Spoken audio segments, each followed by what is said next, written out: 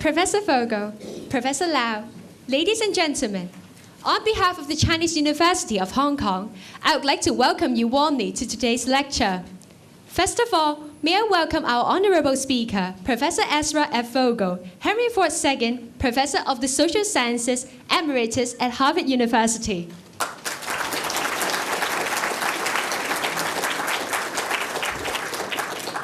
Now, before the lecture begins, may I now invite Professor Lawrence Lau, Vice Chancellor of the Chinese University of Hong Kong, to give his welcoming remarks. Professor Lau, please.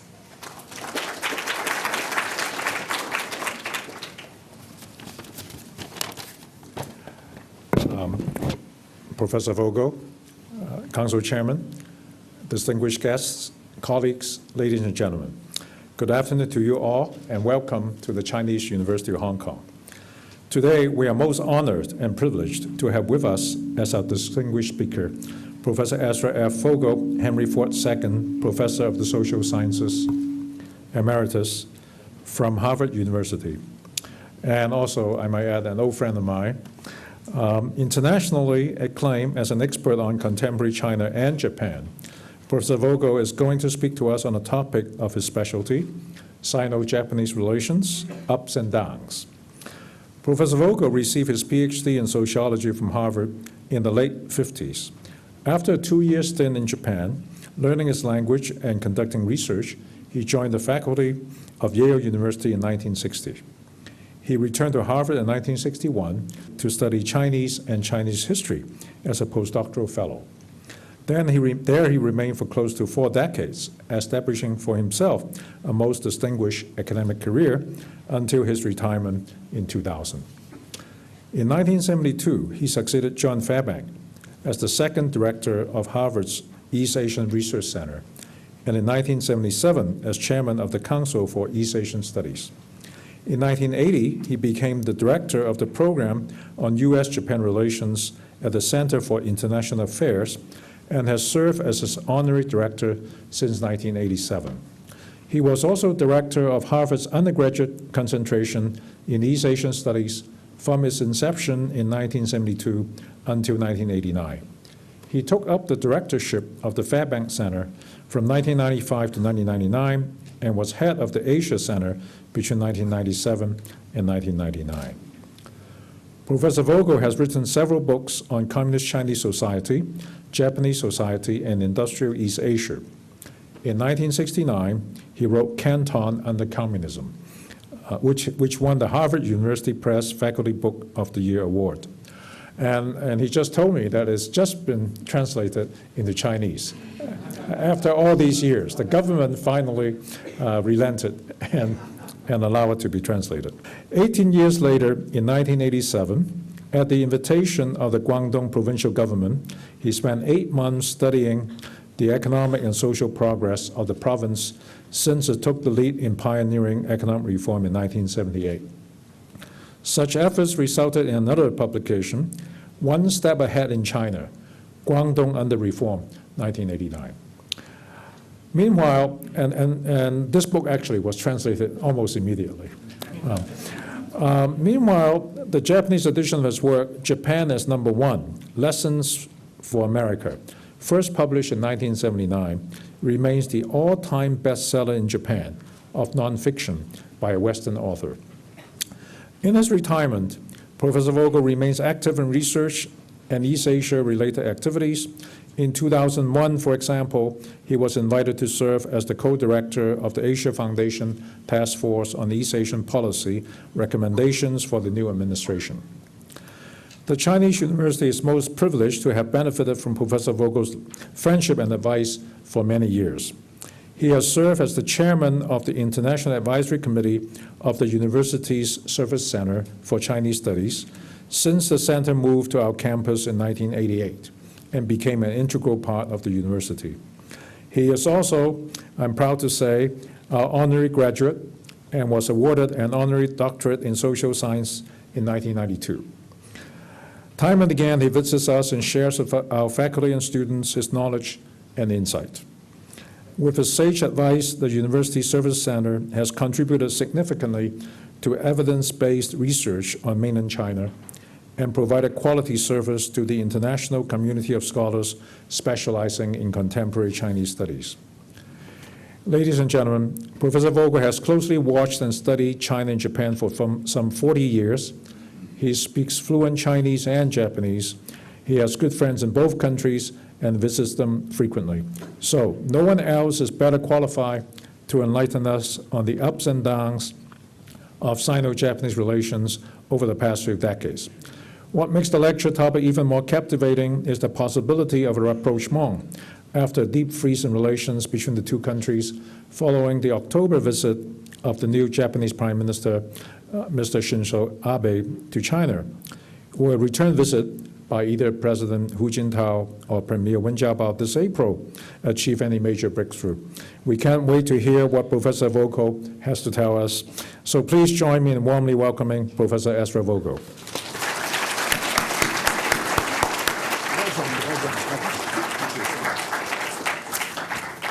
Thank you very much, Chancellor Lau. It's a great privilege and pleasure to be back in Hong Kong. If I could just add a couple of things to the excessively kind introduction. One is that when I was first going to Japan to do research, I came around the long way and I stopped in Hong Kong on the way. So I visited in 1958. And also the book Canton Under Communism, the main research for that was done in Hong Kong when I was here 63, 64. So I have developed a very long affinity with Hong Kong, and I have seen the enormous growth and enormous change. People talk about the change in Shanghai and Beijing and Guangzhou. It's extraordinary change. Maybe in Hong Kong it didn't happen so rapidly, but the same kind of change has happened here. I can remember in 63, 64 when I was here, taking a train ride out to a little village of Shatin and walking around to the countryside to get some fresh air from downtown Kowloon. I remember in those days visiting Chunwan when they were just building factories and talking to my anthropology friend Graham Johnson, who was doing field work in this village just as they were building Chunwan, when the Shanghai people came to help open the industry in Hong Kong, just as Hong Kong people would then help Guangdong and the rest of China build their industry many years later. I've also had the privilege of seeing the development of Chinese university. I remember talking to Li Choming when there was this first the gleam in his eye when he first came and tried to get all these three little colleges, first of all to get the New Asia and United College to move out here, and then to crack heads so that you could build one university instead of having three separate colleges, and so they would work together and integrate in a single faculty. At that time, of course, the Vice Chancellor was a distinguished person of Chinese descent who had proved himself in America and who was teaching at one of America's great universities in the San Francisco area and who was an economist by training.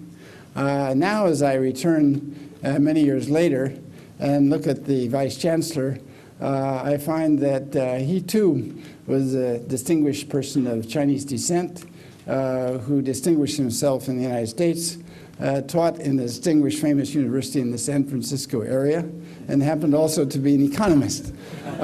So I see a certain amount of continuity, and it's wonderful to see the extraordinary development. I've also had the pleasure of being affiliated with the University Service Center and working, I remember about 20 years ago talking with F.C. Chun about the problem of the University Service Center, which had been down on Argyle Street and had been funded by American foundations.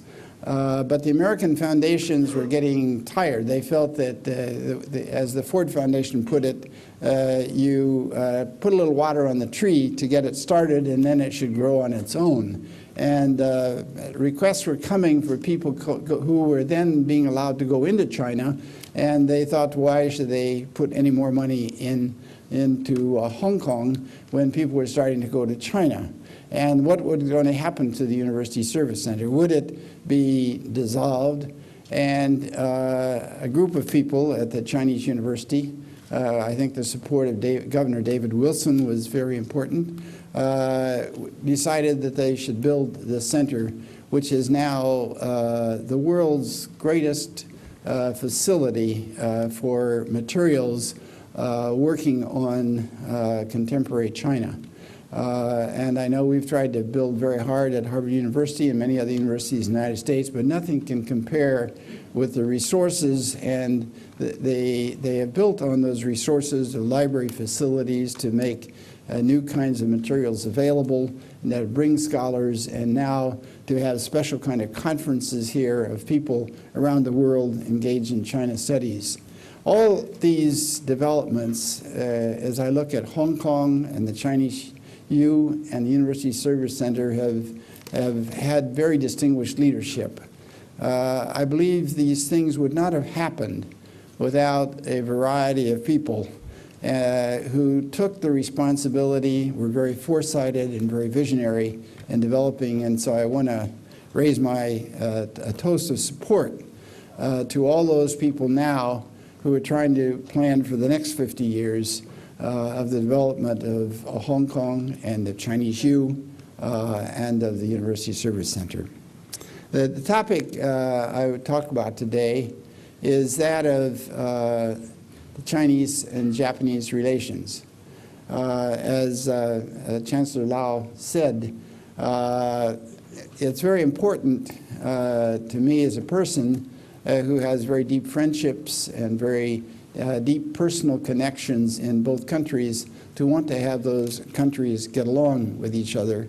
But more important is that I think there would be no peace in Asia and no stability around the world unless those two large countries, the two powerful countries of Asia, can learn to live together.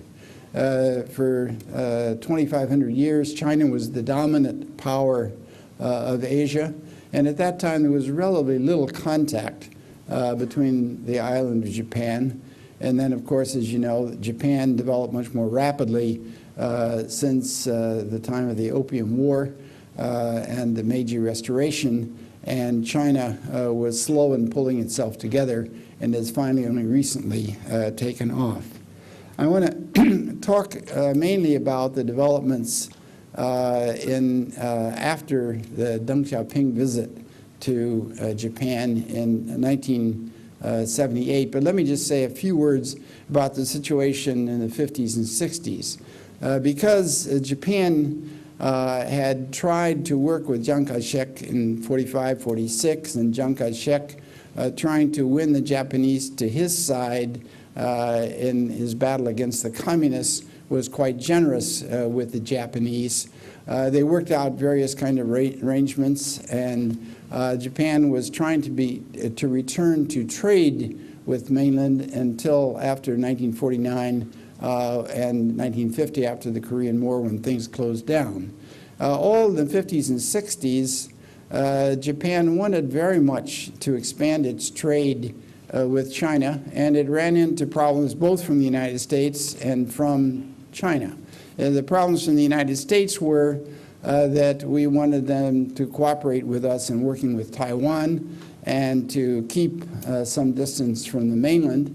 And the problem from the mainland side was that they didn't want to distinguish economics, to separate economics from politics. And unless Japan was ready to have better relations with the mainland, as opposed to Taiwan, they weren't ready to trade. So we had this period when, in the 50s and 60s, when you had special firms that had relationships between Japan and China, and a small group of politicians, some of them leftist politicians, communists and socialists within Japan, some of them strange liberal democratic people like Utsunomiya, who developed friendships with China And it was a trickle of relationships, really, that developed throughout the 60s.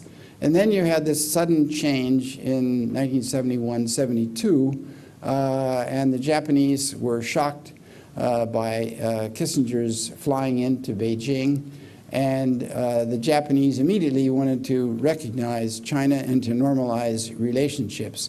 At that time in the Japanese press, there were some articles that said one of the reasons for the World War II was the competition between Japan and the United States over the China market.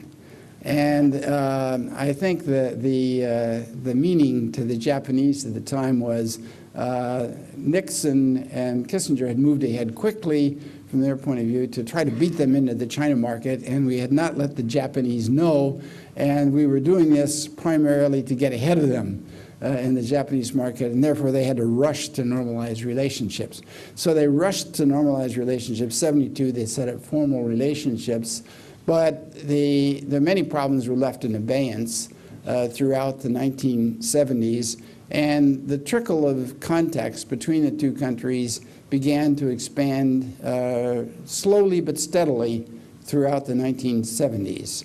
And then suddenly in 1978 there was a great breakthrough. I would say there was a little up in 72, and then there was a great up in 1978. At that time, in the context of concern about the Soviet Union, Japan and China were ready to cooperate. The United States was ready to cooperate with them.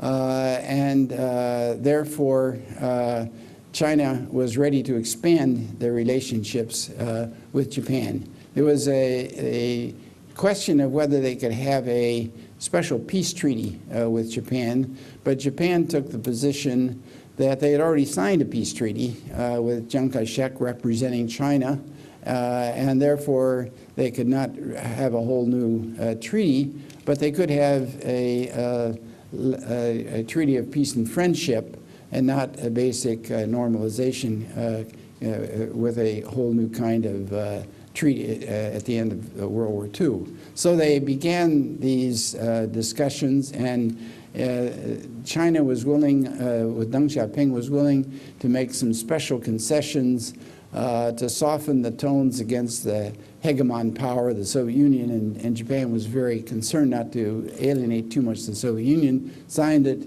And then in the fall of 1978, Deng Xiaoping visited Japan in October.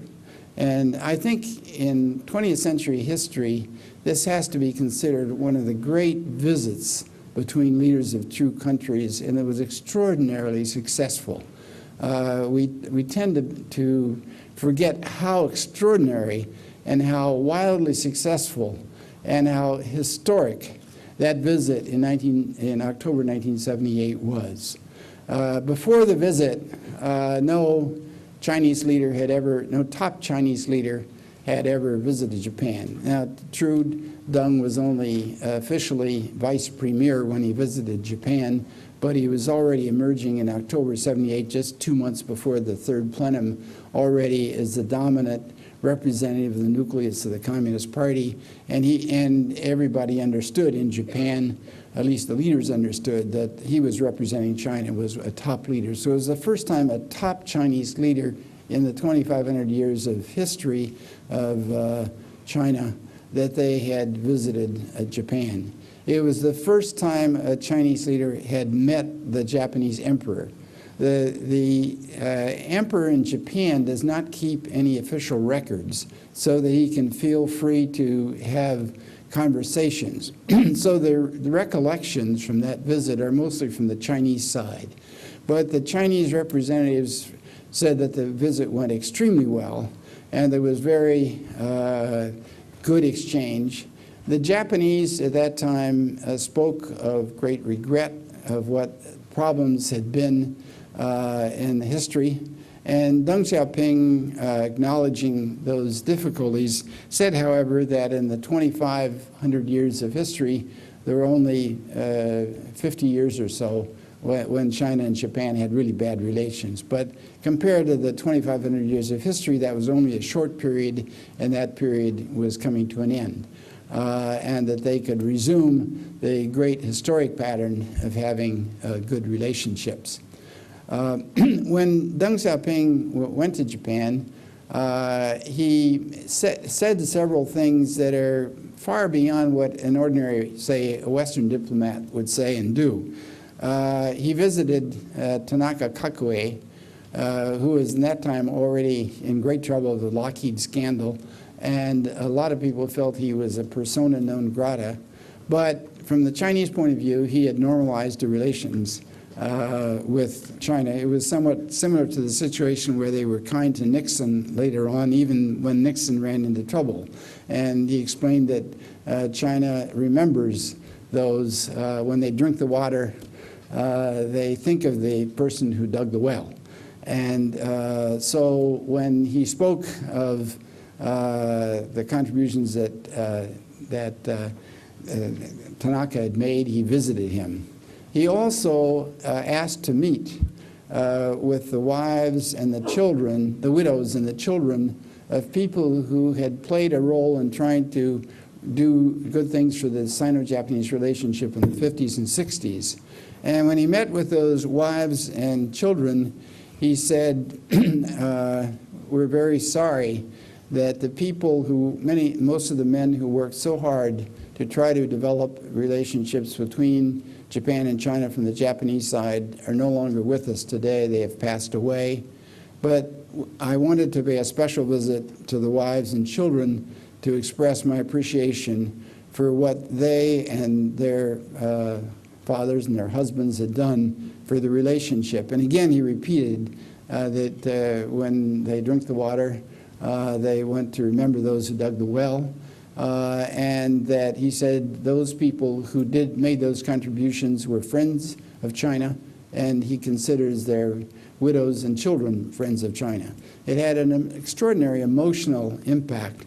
One of the reasons, I think, why they were able to do so well with Japan is that Deng Xiaoping, in the period of 74-75, when he was put in charge of foreign relations, and met foreign visitors, had met an extraordinary range of Japanese people. Not only LDP people, he met socialists, communists, he met business people, not only from the Tokyo area, but from the Kansai area, from Kyushu area, from northern Japan.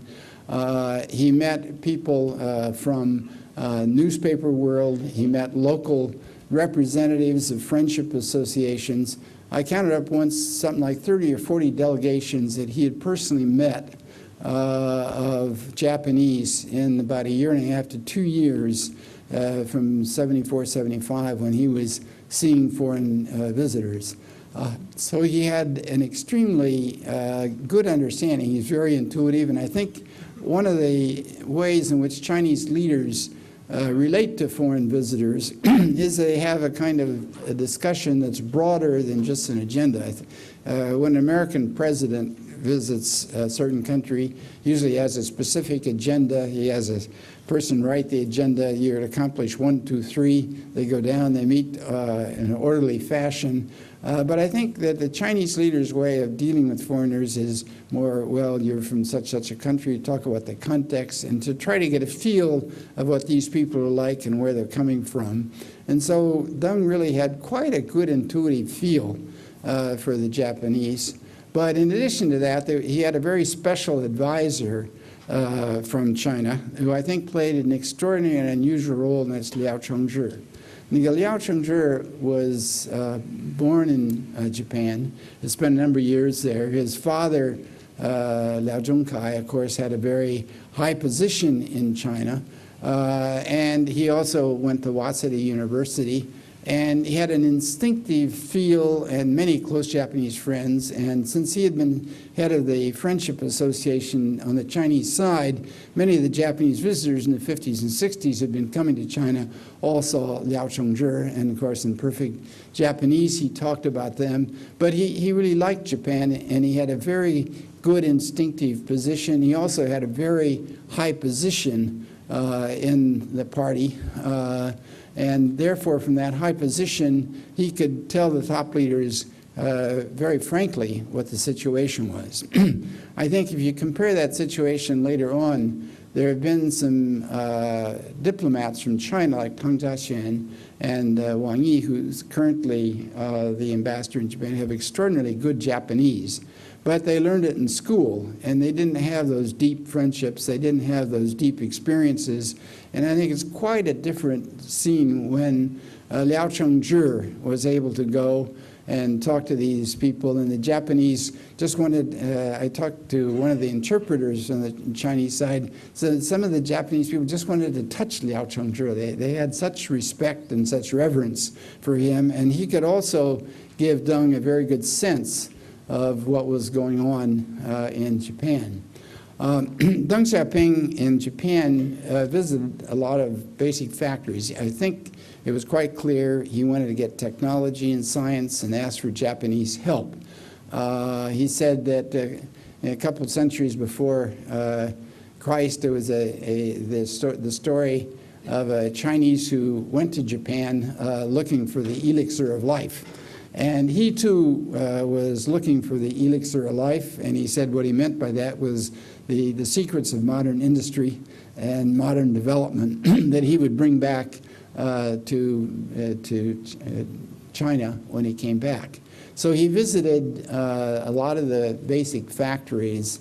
He visited New Japan Steel, which at that time had just put in rolling mills that were way beyond steel plants anyplace else in the world, the Kimitsu plant. He visited Nissan Motors, which had just that time put in robots that were really quite new. He visited Panasonic, which was just making modern television sets and was beginning to lead the world in electronics.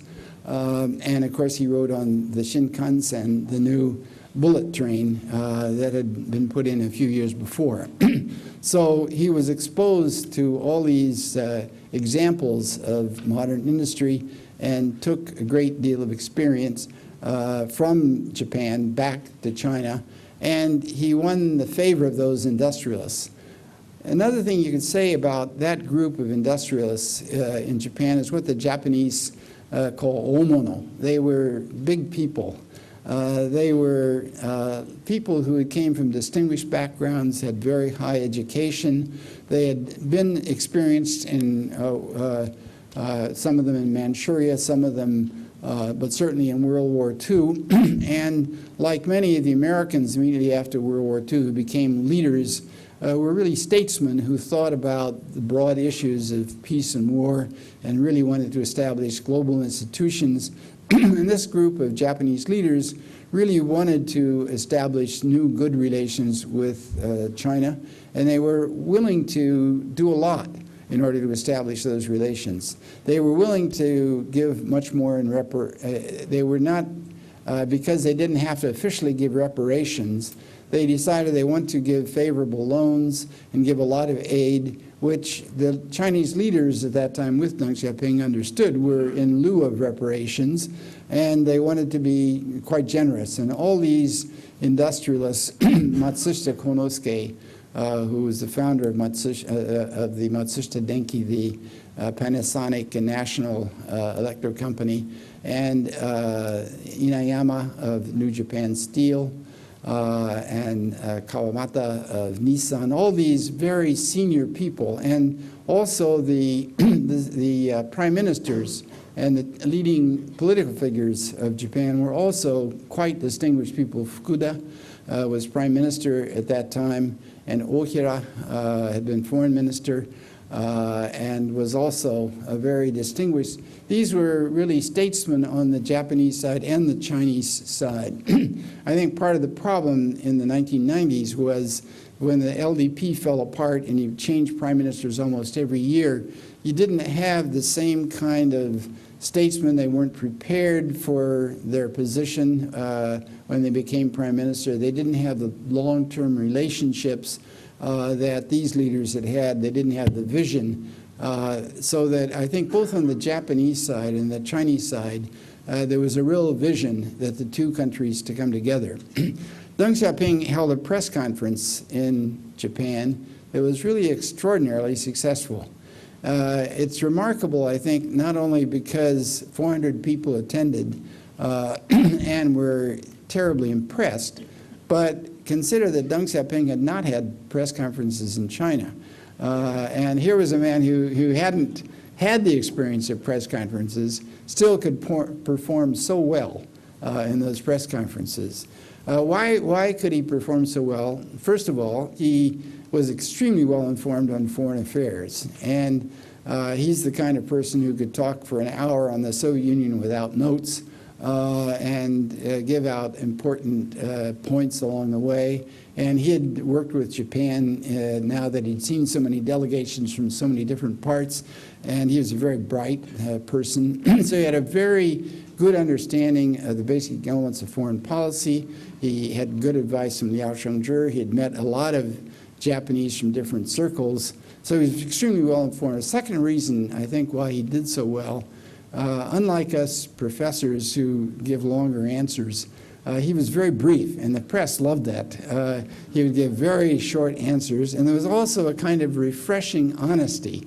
When they asked him about some of the horrible things of the Great Leap Forward, he said, we made mistakes. He said, Chairman Mao made mistakes, but we made mistakes. So there was kind of a refreshing quality to the honesty with which he answered. Another thing, I think, is that he had confidence. He didn't have to look over his shoulder to see who was going to... The poor... I know there's some diplomats here today, and this can be taken as a certain amount of sympathy with the role of diplomats who have to talk within the context of what their leaders want them to say and what they're allowed to say, and that's very constraining. When Kissinger met Deng Xiaoping in 1974 in New York, when Deng came to address the United Nations, he had a rather poor opinion of Deng. He didn't think he was very informative, wasn't very rich, wasn't very lively.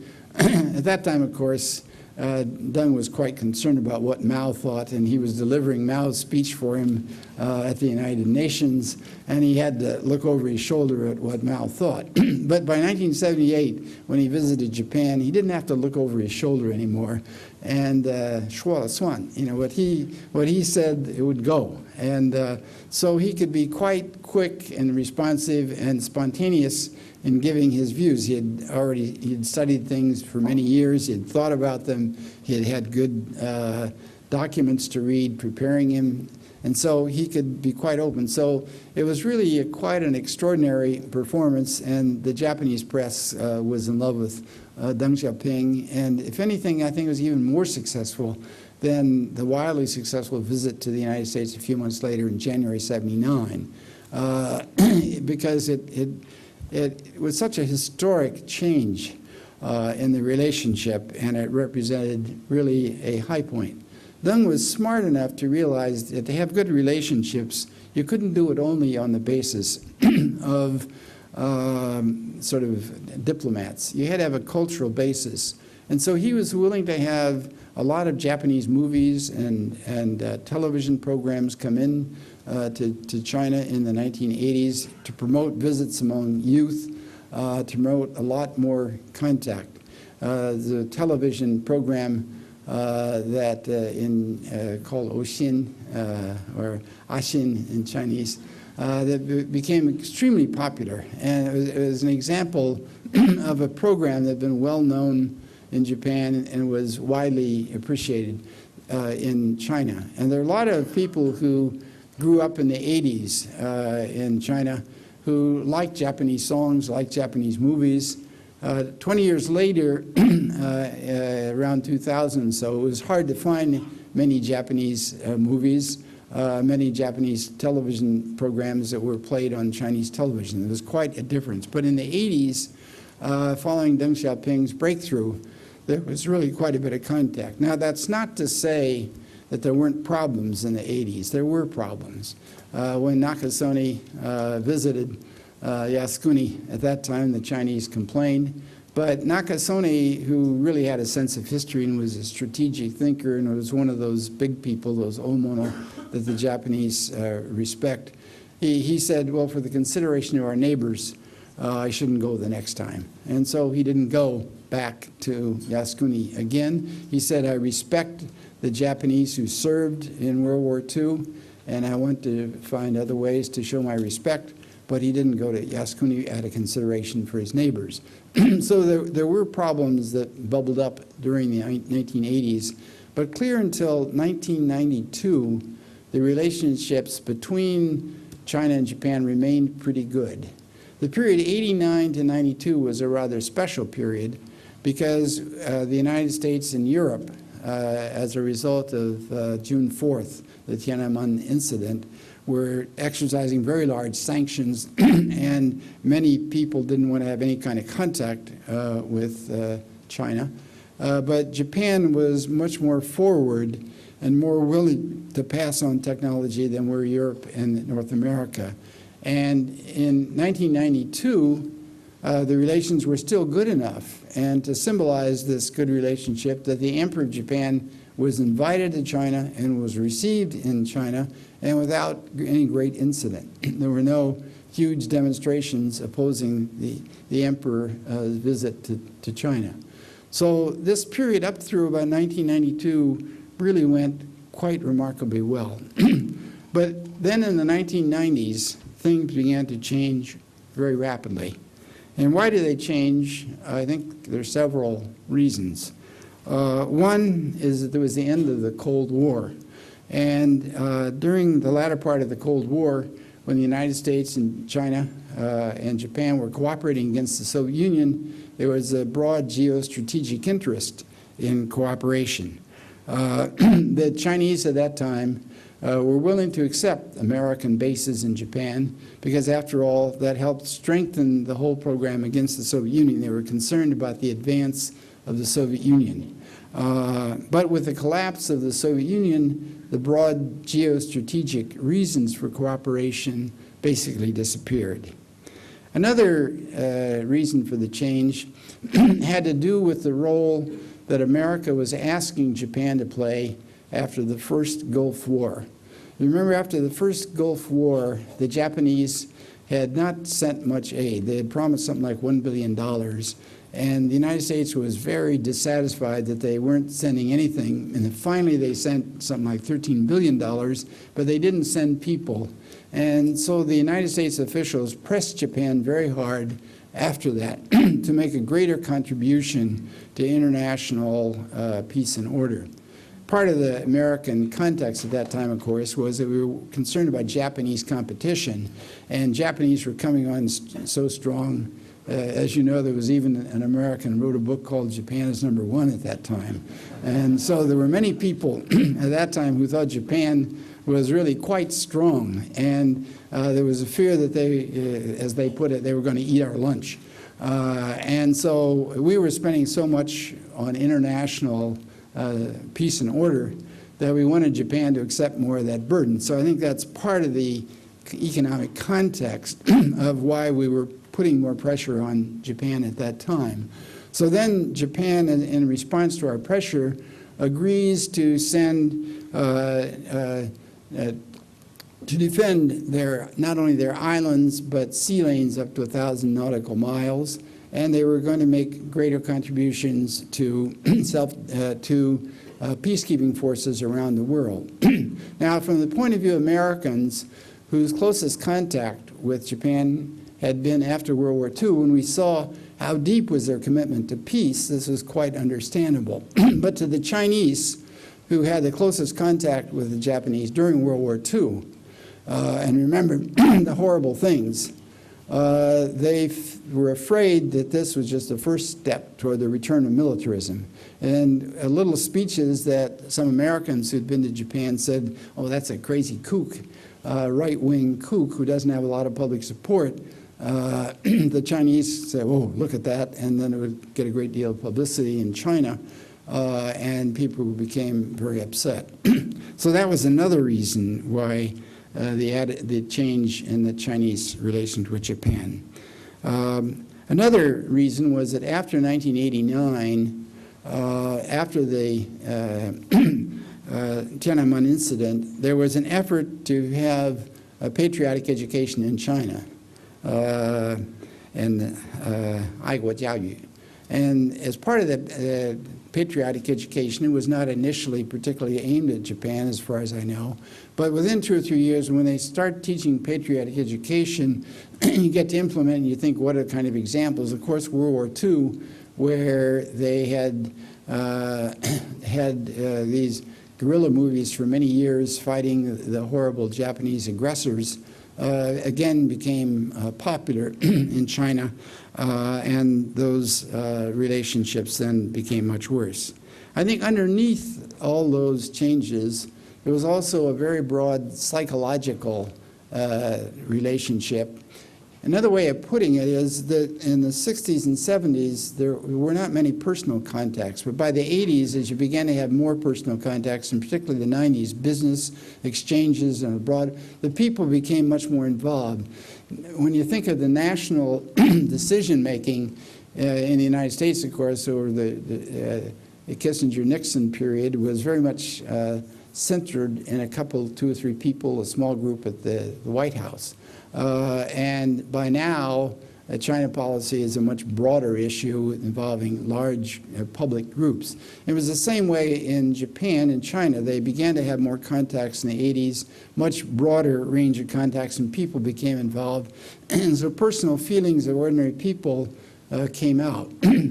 On the Chinese side, I think there was a very deep feeling that for many years they had suffered under the Japanese for 150 years. When Japan became higher technologically, militarily, and military was really just the worst of the many insults, the humiliation to the Chinese. And I think there was a very strong feeling by the late 80s and 90s as China was beginning to grow, is we don't have to put up with that anymore. We've had to, in a sense, bow down to Japan's superiority technologically, militarily. We had to follow them, but now we don't have to anymore. And I think from the point of view of the Japanese, you saw the new competitive spirit among the Chinese who said, apologize. And the Asukuni Shrine apologized. And the Japanese said, we apologized before. They will apologize again. And so from the point of view of the Japanese, I think a lot of them felt, damn it, you know, we've given money, they don't publicize it. We've given reparations. We've tried to help them. You're asking us to apologize. We've already apologized. Now we have to bow down again. We're sick and tired of it. And besides, I was born after World War II, and why should I be held responsible for what my ancestors did? If you look at public world affairs, is India still berating England for the horrors they did as colonial power, or the United States and the Philippines? Or the Dutch in South Africa, in Africa, or French in Indochina and so forth. Why those countries are no longer criticized? Why should Japan be criticized 50, 60, now it's over 60 years after World War II for something that's that long that has nothing to do with the present day? I think that was the attitude of the Japanese. So I think there was an underlying emotional touch that really sort of poisoned our relationships. I think another thing was the personal thing, that Deng Xiaoping was really deeply committed to improving relationships. Hu Yaobang was deeply committed to improving relationships with Japan. And then one of the things for which he was vulnerable to being criticized was he wanted 3,000 Japanese youth to come rush over to promote relations with China, and there had been no preparation, hadn't been adequately vetted, and so that became a big reason for criticizing Hu Yaobang. So that when Hu Yaobang fell 86, 87, that also affected the falling apart of the relation between China and Japan. So that the individual people who had provided that leadership for the good relationship were no longer there. Then, as I say, on the Japanese side, because you had these smaller politicians after '93, after the unity of the LDP fell apart, then you had smaller short-term people who were much more concerned about daily politics and didn't take the broad strategic views. And the worst, of course, was Koizumi, who was not a strategist. He was brilliant at managing the public press, and he had a kind of a personal stubborn streak. And when he liked to show to the press that he was a very consistent person. When you get behind it, he often didn't have much policy, but he knew how to, he had the one-liner for the press. He was always ready. And so he visited Yasukuni once, and the Chinese criticized him. No, I'll go again. The truth is, he probably didn't visit very often before he became prime minister. So it's even a question that's really visited at all. I mean, he claims he did visit Yasukuni before, but there's no public record of his visiting Yasukuni before he became prime minister. But once he was on this tack, he wanted to show that he really did. And so this helped deteriorate the relationships between the two countries. I think on the Chinese side also there was publicity given to extreme statements of the Japanese in this context. So when some Japanese crazy right-winger would say there was no such thing as an Nanjing incident, it wouldn't make the Japanese press, but in China, in the Cancaoxiaoxi, the reference news, it would be appeared, and the Chinese would get furious that the Japanese are saying such outlandish, crazy things. So this helped stir up the Chinese public against Japan. And then, as you know, the deterioration through the soccer matches in Chongqing and in Beijing, and then the attack on the throwing of objects at the Japanese ambassador's house in Beijing, and for a long period of time, and the police standing there, and that was played on Japanese television. So the attitudes of the Japanese public toward China became an all-time low. The attitudes of the Chinese toward Japan reached an all-time low. And then I think what's happened in the last few months that Chancellor Lau alluded to is that both sides realize it can't go on like this. I think the Chinese leadership would like to now begin to try to improve relationship. They realize they went too far.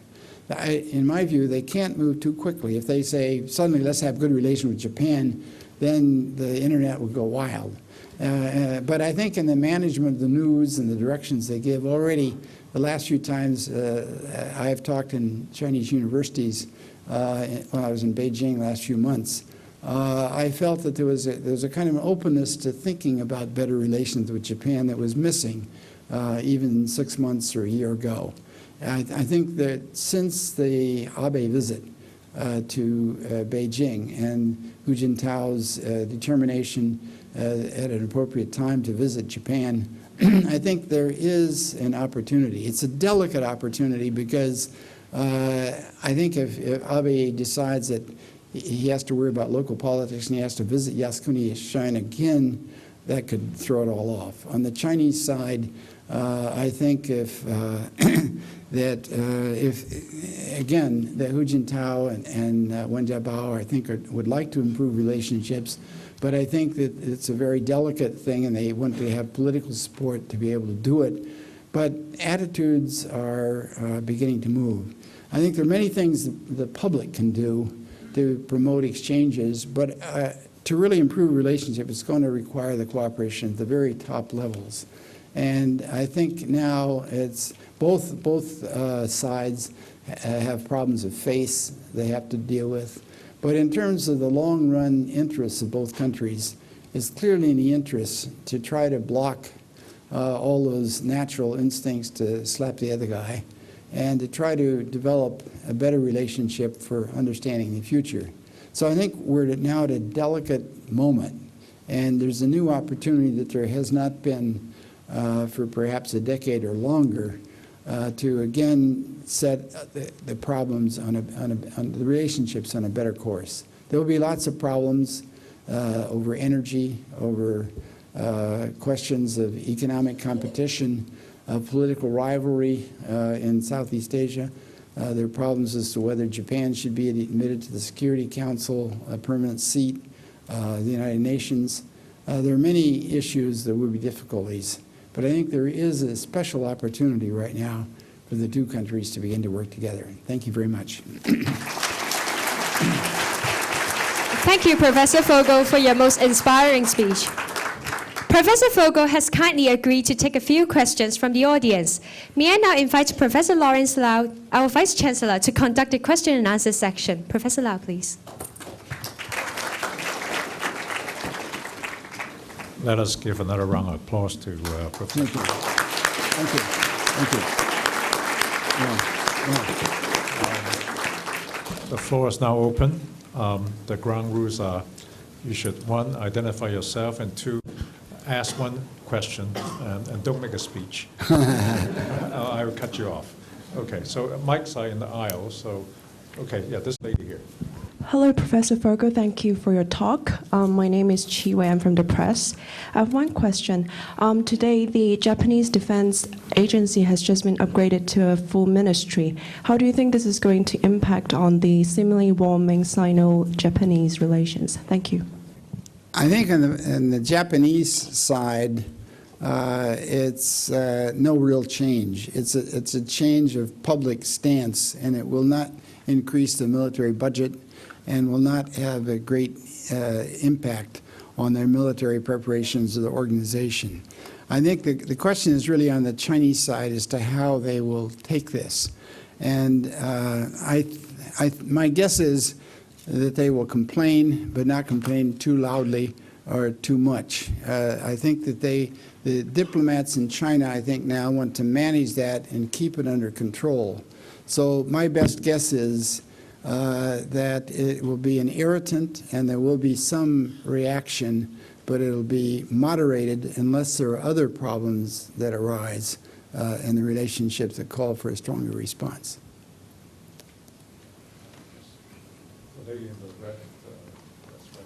Thanks. My name is Ming Ye. I'm from Princeton University. I want to ask you about the Japanese application to UN permanent membership. I think Japan will apply and China will oppose. How this type of dilemma be played in the bilateral relationship in the near future? I think there's no question that Japan eagerly wants to join, and Abe is off to Europe, as you know, to try to get greater support for membership.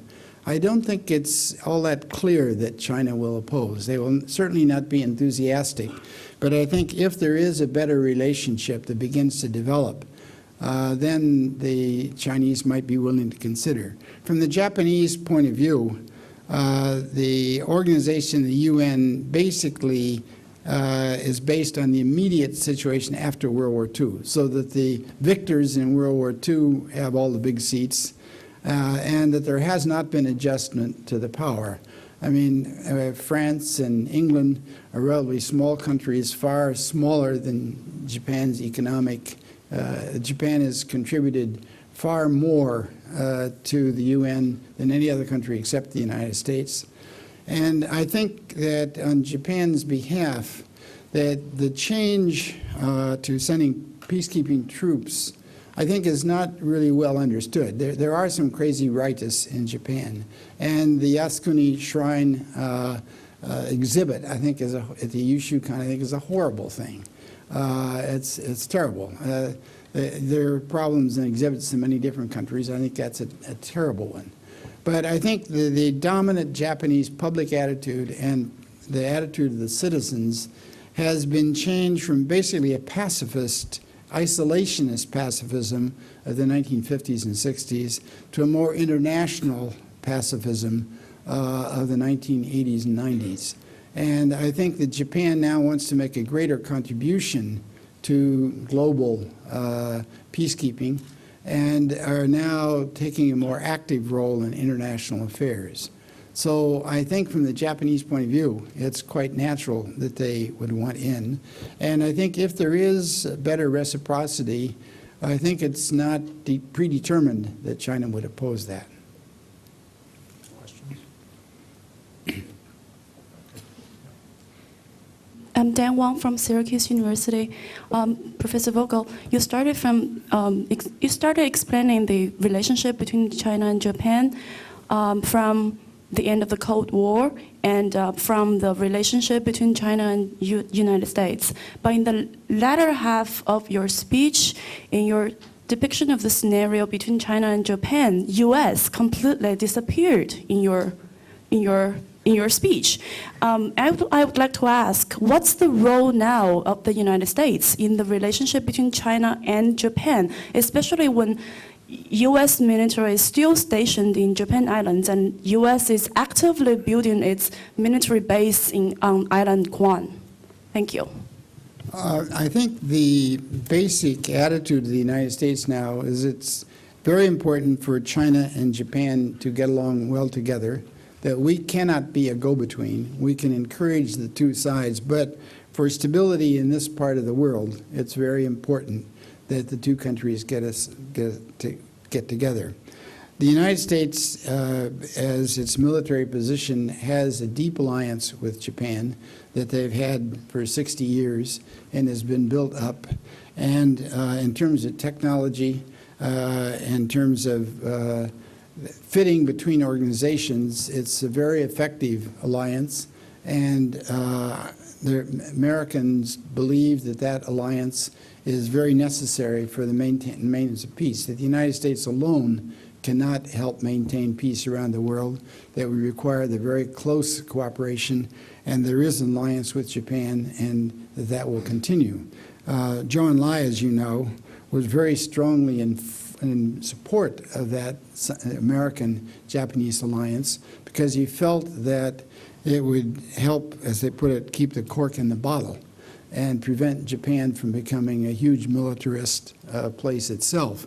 Because if Japan, the alternative, if Japan does not have that alliance to defend itself, what would it do? It might go nuclear. It's now spending 1% of its GNP on defense, roughly, and that has not gone up. The Chinese expenditure on military defense is now going up very rapidly. And what would Japan do now that North Korea seems to be going nuclear and China is expanding its military if it did not have that alliance with the United States? I think the position of the United States toward China is that it wants to improve military contacts and wants to be a close friend. It's not a military alliance, but it's a good friendship, and they want to extend and support that relationship, and they also want to encourage better military cooperation between Japan and China. So from the United States side, it's clearly not aimed at China, and it's difficult to find any measures that have been taken that, except perhaps the missile defense system, which might be regarded as primarily oriented toward China. All the other things, it's true that all the major countries have what you might call a hedging strategy now. They're in favor of engagement, cooperation. It's the attitude of China toward Japan and the United States. It's the attitude of Japan toward the United States and China.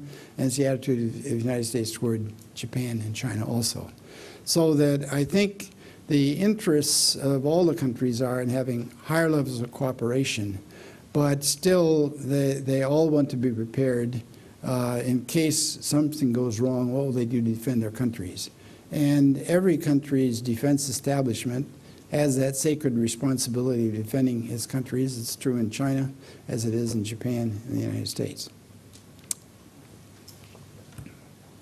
Good evening. I'm Ken from Zhou. I have two questions. First, oil has increasingly become an issue between the oil, yes, between the powers. Do you think the struggle for oil between China and Japan would, for example, for the pipelines from the oil of Russia, there's been some conflict between them. Do you think it would be a problem emerging between the two? And secondly, China has been a stakeholder in the Korean Peninsula and also the Taiwan Strait. Do you think these two problems would also bring some harm or affect the Sino-Japanese relationships? Thank you. First of all, in oil, my friends who are in the business say there's one global market. And even if you get special relations between one country, say if Japan and Iran had good relations, they would get the oil from the country. But that means more oil enters the market to other countries from other places. So because one country has access to oil in one country, does not really affect the basic balance, the fact that there is one global market in oil. And if one country gets from one place, then there's more oil for the other country elsewhere. Now, so I think that's the broad economic situation. But it's true that countries in their pursuit of that would like a little more security and will seek to have more oil exploration. I think there is potential for tension between Japan and China in the sea around some of the disputed islands and between Japan and China. And I think there obviously is competition over the pipelines from the Soviet Union. And so I think it's very important that those be managed well. But I think there is a potential there of cooperation. I think the important thing, as I understand it, in oil markets is providing stability. And stability requires a certain amount of cooperation with countries and stability in the market. And I think the cooperation of Europe, the United States, China, and Japan is very much required. Japan also has extraordinary efficient use of energy. And I think that the kind of technology that Japan has developed and the know-how for management of conserving energy is something that could be very useful in China as well. And so I think that potential is very great for cooperation. I don't think it necessarily need lead to conflict. The questions over Taiwan are really, I think, and the Korean Peninsula are rather tense. Japan has not really had a broad strategic view in the Korean Peninsula. They've been so preoccupied with the abductees, which have aroused so much emotion in Japan, that they think of the North Korea issue, they've acted on the North Korea issue primarily on the question of abductees, and it's a kind of a public relations battle. I think that they have not, as a nation, the political leadership has not really thought of it as a broad strategic issue with North Korea. I mean, a few people have, but in terms of the dominant political stance, it's the abductee issue. On the question, of course, if North Korea really develops nuclear weapons, then there is a real concern that Japan may also develop. And I think one of the reasons why some Chinese now want to have better relations with Japan is to prevent Japan from going nuclear. Because if China now takes a very strong stance on some of these other issues, the chances of Japan going nuclear are, of course, much enhanced, and that would greatly complicate the security situation in the whole region. On the question of Taiwan, the Japanese have a great deal of emotional attachment to Taiwan.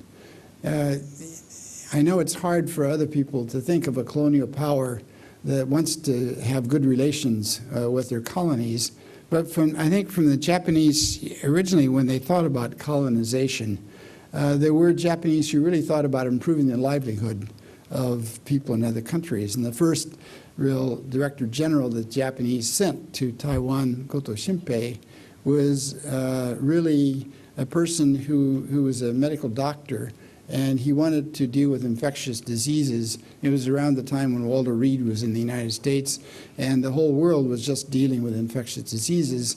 And so one of the first efforts in Taiwan the Japanese had was in trying to cut down on communicable diseases. And so they really dreamed of having good relations as they moved into these places. And I think they vastly underestimated nationalism, and they soon found that there was resistance, and then they moved in the military, and things got into a very hostile relationship. But to the extent that the Japanese have a place where they feel colonization went pretty well is with Taiwan, because they put down the resistance fairly early and fairly quickly, and it was a relatively peaceful development in Taiwan. As you know, many Taiwanese learned Japanese, and particularly from many Banshangren, the people who grew up in Taiwan, many of them felt that when you compared it with Araba, what the Kuomintang did when they came to Taiwan, the Japanese were not so bad as were some of the Kuomintang. So that created a certain amount of sympathy in Taiwan for Japan. So there is an emotional sympathy, and I think on both sides.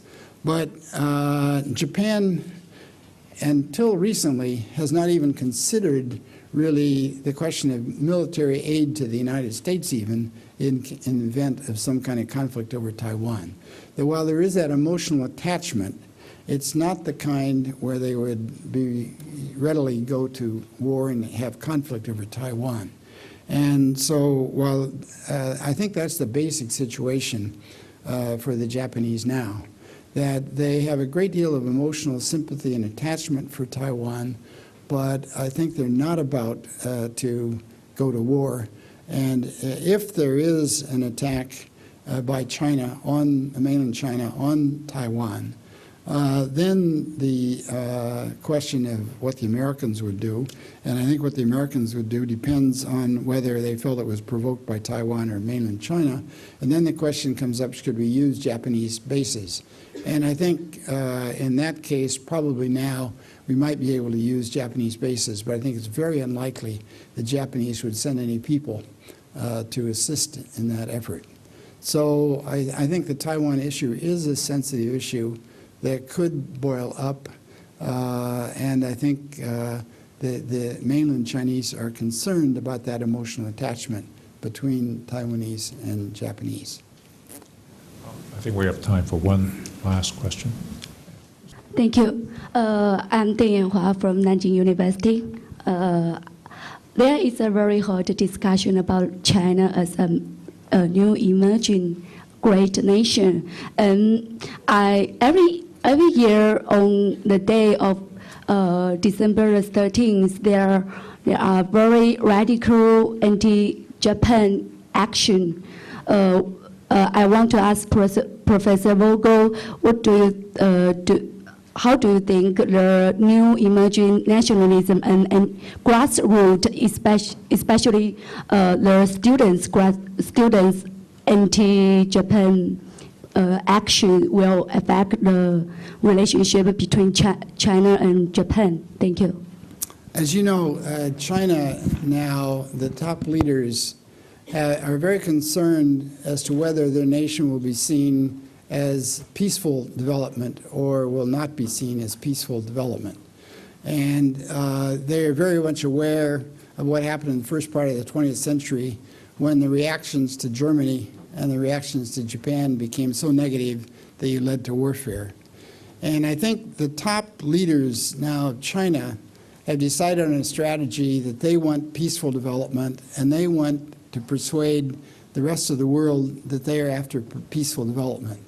In order to do that, the most critical issue is Japan, because if they take a very aggressive military stance against Japan, then I think that China will not be seen as a country concerned with peaceful development. And so I think the leaders have already had that awareness. And I think that has solidified among the leadership just the last several years as they've thought through the implications of what peaceful development means, and they're trying to think of a long-term strategy. I think, and personally, that the propaganda department in China still has a great deal of influence. And while the initial reaction at the time of the smashing toward the Japanese embassy in Beijing was we can't control the students, within a week or so they did control it. China did have the capacity to control it. And I think already the handling of the news has changed. One Chinese friend said that when they met with Wen Jiabao to discuss these issues after the Abe visit, Wen Jiabao says, now we have to give more positive publicity to Japanese culture. We have to allow more movies in. We have to allow more television in, and I think those things will have an impact on public opinion. I think there was a very acute period when the propaganda department had a somewhat different stance before the Chongqing and Beijing soccer riots. And I think I already sense in China now quite a different mood. Of course, the anti-Japanese feelings are still there in many places. But I think also because of the leadership awareness that it's important that they be perceived as a peaceful country, I think they will take important steps to restrain that aggressive nationalist sentiment. Thank you very much. Thank you, Professor and Professor Vogel. Please stay. Please stay as we are having a souvenir presentation section. To show our appreciation, Professor Lawrence Lau will now present a souvenir to Professor Vogel. It is a set of 4 hand-painted snuff bottles of the Chinese University of Hong Kong. Each bottle features a beautiful corner of the Chinese University. We certainly hope that Professor Vogel will come to visit us in the near future. Let's give Professor Vogel a big round of applause.